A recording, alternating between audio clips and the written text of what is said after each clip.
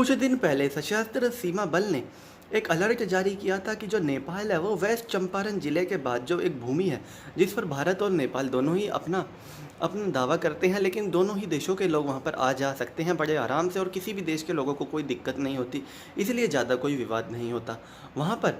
ना तो भारत कोई कंस्ट्रक्शन की कोशिश की आज तक भारत ने, और ना ही नेपाल ने की, लेकिन नेपाल ने कुछ दिनों पहले वहाँ पर हेलीपैड बनाने की तैयारी की थी, जिसके बाद सशस्त्र सीमा बल ने अपने सीनियर्स को बता दिया था कि यहाँ पर नेपाल हेलीपैड बनाने की तैयारी कर रहा है।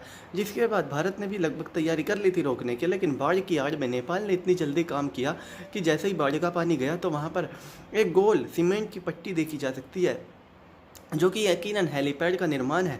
और हेलीपैड का निर्माण नेपाल ने लगभग आधा पूरा कर लिया है, जिसके बाद ऑफिशियल्स ने अलर्ट जारी कर दिया है। जाहिर सी बात है, नेपाल पिछले 3-4 महीनों से लगातार इस तरह की कोशिशें कर रहा है कि भारत को बैकफुट पर डाला जाए। भारत का लिपू लेक और काला पानी, जिनको भारत सदियों से अपने कंट्रोल में रखा है और भारत के ही हिस्से हैं, वो उनको पहले अपने नक्शे में दिखाया और उन पर अपना दावा भी किया, और साथ ही साथ भारत से ये भी कहा कि उसके नागरिकों को वहाँ जाने से भारत नहीं रोक सकता, जबकि भारतीय नागरिकों को नेपाल रोक सकता है काला पानी और लिपू लेक में आने से।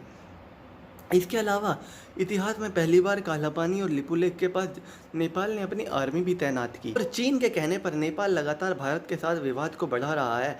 चीन की कोशिश है कि नेपाल को अपने कर्ज में इतना डुबो दे, नेपाल को इतना मजबूर कर दे और भारत से उसके संबंध इतने खराब करवा दे कि उसको ज़रूरत पड़ने पर चीन के पास ही आना पड़े, और चीन नेपाल को इतना कर्ज में दबा दे कि फिर नेपाल को चीन खरीद ले और एक तरह से नेपाल में अपनी सीमा चौकियाँ बना ले, ताकि भारत के साथ जो उसका बॉर्डर है वो और ज़्यादा एक्सटेंड हो जाए।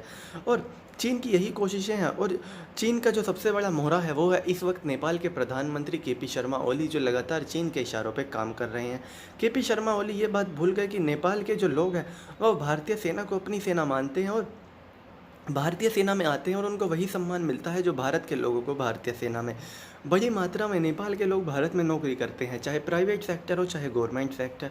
नेपाल के लोगों के साथ कोई भी कभी भी भेदभाव नहीं होता, लेकिन इसके बावजूद जो ये नेपाल के प्रधानमंत्री हैं केपी शर्मा ओली, इन्होंने फैसला कर लिया है कि किसी भी कीमत पर भारत और नेपाल के रिश्तों को इतना बेड़ा गर्क कर देंगे कि वहाँ से कोई वापसी संभव ना हो। अब ये हेलीपैड निर्माण कार्य उसी का एक एग्जाम्पल है। अब देखने वाली बात होगी भारत की सेना या फिर भारत के ऑफिशियल्स क्या निर्देश देते हैं उस हेलीपैड को लेकर। हालांकि अगर वो हेलीपैड बन भी जाए और अगर दोनों देश भी उसका इस्तेमाल कर ले, शायद इस पर दोनों देशों की सहमति बन जाए।